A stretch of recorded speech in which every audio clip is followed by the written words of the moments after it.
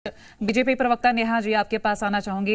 नेहा जी, मेरा सवाल आपसे ये पहले तो जिस तरह से काम किया जा रहा है, प्रदेश सरकार जो निर्देश देती है और अब हट का जो खुलासा, बड़ा खुलासा हुआ, इससे पहले भी पीएफआई को लेकर बात कर ले, सेमी को लेकर बात कर ले, प्रदेश सरकार के नेतृत्व में काफी बड़े काम किए गए हैं और ये एक बड़ी सफलता है प्रदेश सरकार की।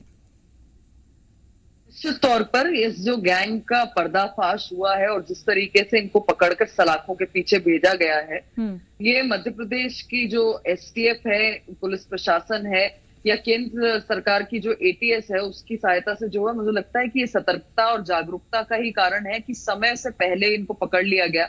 इससे पहले कोई अप्रिय घटना घटती। और मध्य प्रदेश में पूर्व में भी अगर आप देखेंगे तो जब से माननीय मुख्यमंत्री शिवराज जी का शासन आया है, तब से अनेक प्रकार के गैंग को समाप्त किया गया है, नक्सलवाद को समाप्त किया गया है, गुंडा राज को समाप्त किया गया है। और हमें याद है कि कांग्रेस की जो दिग्विजय सिंह जी की शासन था, उस समय आप याद करिए कि कांग्रेस के एक वरिष्ठ नेता हुआ करते थे, जिन्हें नक्सल्स ने उनके घर के अंदर जाकर मारा था। तो ये जो अप्रिय स्थितियां बनती थी, उसके बाद गडरिया गैंग हो या परिहार गैंग हो या इस प्रकार के जो डकैत हैं या सिमी के आतंकवादी हैं, उनको जड़ से नष्ट किया गया है मध्य प्रदेश के अंदर। और एक बात और बहुत स्पष्ट है कि जो ये गोरख धंधा चलाते हैं और जिस तरीके से हिंदू और क्रिश्चियन बेटियों का धर्मांतरण करके आतंकवादी घटनाओं में धकेलने का काम करते हैं, मुझे लगता है कि कांग्रेस हो या कोई भी दल हो, उन्हें कम से कम इन बेटियों के सुरक्षा के मामले में एक मत होकर बोलना चाहिए। ये जो लव जिहाद का गोरख धंधा चल रहा है, जो खेल चल रहा है और बेटियों को सेक्स स्लेव बनाना, मल्टीपल टाइम्स उनका रेप करना, उनका धोखेदारी से धर्मांतरण करवाना, ये एक बहुत बड़ा नेक्सस है और ये एक ग्लोबल समस्या है जिसको बहुत करीब से मध्य प्रदेश की सरकार ने समझा भी और धर्म स्वतंत्र विधेयक लाकर इससे कड़ाई से कैसे निपटा जा सके उसका संदेश भी दिया है। पर जो लोग कांग्रेस तरीके के और उनके वरिष्ठ नेता जो इसको नकारने का काम करते हैं, शायद इसलिए क्योंकि इनका इतिहास यही रहा है कि बाटला हाउस एनकाउंटर होता है तो सोनिया गांधी 3 दिन तक रोती रहती हैं, वो सो नहीं पाती हैं। और सिमी और आईएसआईएस बोको हरम से जो है उसकी तुलना सलमान खुर्शीद हिंदुओं की कर देते हैं। तो कांग्रेस का नरेटिव हमेशा से इस प्रकार का रहा है ध्रुवीकरण का, पर ध्रुवीकरण के चक्कर में अगर ये बेटियों को ताक पर चढ़ा देंगे तो मुझे लगता है जनता कभी इन्हें स्वीकार नहीं करेगी, माफ नहीं करेगी। ठीक है, चलिए मैं लौटती हूँ। सिद्धार्थ जी, आपके पास आना चाहूंगी। चूंकि बीजेपी की तरफ से कहा जा रहा है कि लगातार राजनीति तो की जाती है, लेकिन अब क्यों चुप्पी साधी गई है? नहीं, देखिए सर्वप्रथम तो मैं इस बात की निंदा करता हूं, अगर कोई भी धर्म हो, कोई भी संगठन हो, अगर वो किसी भी प्रकार से समाज के अंदर अगर कुरीतियां या कुछ भी करेगी तो उसके सर्वप्रथम कांग्रेस निंदा करती है। और मेरी छोटी बहन को शायद ये नहीं मालूम है कि केंद्र ने सबसे पहले धर्मांतरण के लिए यूपीए गवर्नमेंट ने काम किया था। आपने तो अभी पुराना हमारा बना हुआ जो धर्मांतरण का जो एक्ट था उसको उसमें बदल के दोबारा आपने उसका प्रारूप चेंज करके दिया है। और मैं आपको बताऊंगा कि मेरी छोटी बहन ने बोला कि उनको एटीएस लेकर आई है, तो वो सर्वप्रथम तो मैं बता दूं उसमें मध्य प्रदेश की डबल इंजन की सरकार का कोई रोल नहीं है और उसका भी प्रारूप हमारे पास है, पूरी सारी चीजें हमारे पास है। सर्वप्रथम तो जो डबल इंजन की सरकार बोलते हैं, विगत 14 के बाद केंद्र में आपकी सरकार, 18 साल से मध्य प्रदेश में 18-19 साल से आपकी सरकार, फिर क्या कारण है कि धर्मांतरण हो रहे हैं? एक तरफ आप बोलते हैं कि हम बिल्कुल सशक्त 24/7 हम जनता के लिए सेवा के मोड में रहते हैं, फिर क्या कारण रहा इतना बड़ा, क्या फेल्यूर रहा? एक तरफ 15 दिन पहले दैनिक भास्कर छापता है कि कहीं ना कहीं खरगोन के अंदर दंगे हो सकते हैं और हमारा गृह मंत्रालय सुस्त एकदम शांत पड़ा रहता है। अभी देखिए आप होशंगाबाद के जंगलों में किस प्रकार से ट्रेनिंग चल रही थी और गृह मंत्रालय को कोई सूचना नहीं थी। तो ये सबसे बड़ी बात है कि हमारे गृह मंत्री और गृह मंत्रालय, उनकी खुफिया एजेंसी कहीं ना कहीं फेल्यूर है। तो इस बात को भारतीय जनता पार्टी को स्वीकार करना पड़ेगा। अंतरराष्ट्रीय मुद्दों पे, राष्ट्रीय मुद्दों पे सोनिया गांधी, प्रियंका गांधी, राहुल गांधी पे बयान देने से कभी भी बाज नहीं आते हैं।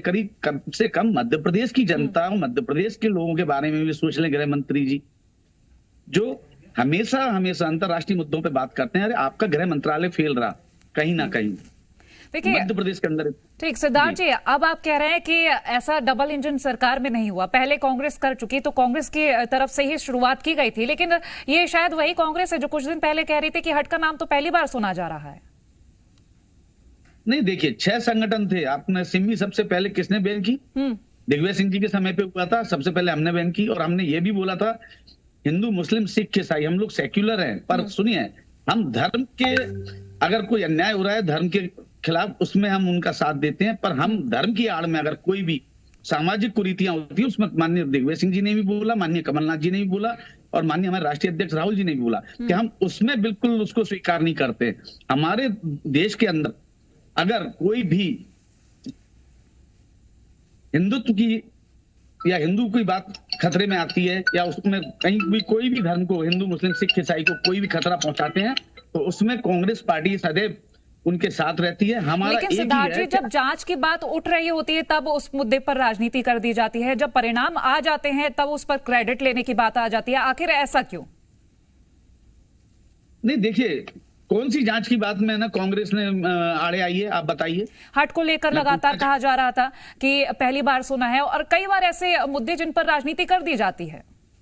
देखिए, एक तरफ भारतीय जनता पार्टी मुफ्ती मोहम्मद शहीद जी की सुपुत्री के साथ मिलके सरकार बनाते हैं, केंद्र में कश्मीर में बनाते हैं, और एक तरफ माननीय दिग्विजय सिंह जी माननीय सोनिया गांधी जी को कोसते हैं। एक तरफ आप जो अलगाववादी संगठन है उनसे हाथ मिला रहे हैं, एक तरफ आपको सत्ता की इतनी भूख है तब आपको उसमें आतंकवाद, आपको टुकड़े टुकड़े गैंग नहीं नजर आती है। जब कांग्रेस इस चीज को उठाती है तब आप उनसे हाथ मिला लेते हैं। सीधी सीधी बात है, आज भी प्रियंका गांधी जी ने एक ही बात बोली है कि आप हिंदू मुस्लिम धर्म जाति मंदिर मस्जिद छोड़ के भारतीय जनता पार्टी आमने सामने आके कांग्रेस से चुनाव लड़ ले। आज जब जब चुनाव करीब आता है तब तब आपको ये याद आती है विगत 18 वर्ष में आपको 6-6 संगठन। लेकिन आज अभी तो हम चुनाव को लेकर बात ही नहीं कर रहे हैं ना, हम तो हट को लेकर बात कर रहे हैं। लगातार जो तस्वीरें सामने आ रही हैं उसको लेकर हम बात कर रहे हैं। मैं वही बोल रहा हूँ, स्लीपिंग सेल के मोड में काम कर रही थी तब आपको मालूम नहीं चला कि आपकी इंटेलिजेंस इतनी फेल्यूर रही गृह मंत्रालय की, इतने बड़े संगठन आपके पनपते रहे। तब गृह मंत्री नरोत्तम मिश्रा जी क्या कर रहे थे? आप बहुत बड़ा तिलक लगा के बहुत बड़े बड़े बयान देते हैं, कम से कम इतनी तो खुफिया एजेंसी आपकी सशक्त होनी चाहिए कि आपको मालूम चल जाए।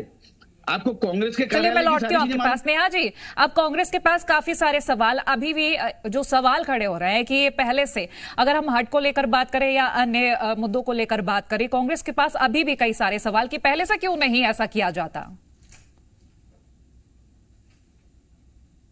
खत्म करने का काम किसने किया? भारतीय जनता पार्टी की सरकार ने किया, शिवराज जी की सरकार ने किया। कांवरे जी जो कांग्रेस पार्टी के वरिष्ठ नेता थे उनको नक्सलियों द्वारा हत्या कर दी गई थी, गला रेत दिया गया था और दिग्विजय सिंह जी का शासन था। सिमी का आतंकवाद कब फैला? दिग्विजय सिंह के शासन में फैला। उसको समाप्त करने का काम, उनको ढेर करने का काम किसने किया? शिवराज जी की सरकार ने किया। तीसरी महत्वपूर्ण बात है कि पाकिस्तान जिंदाबाद के नारे लगते हैं तो दिग्विजय सिंह जी को वो काजी साहब जिंदाबाद सुनाई देता है इंदौर के अंदर। क्या ये सत्य नहीं है?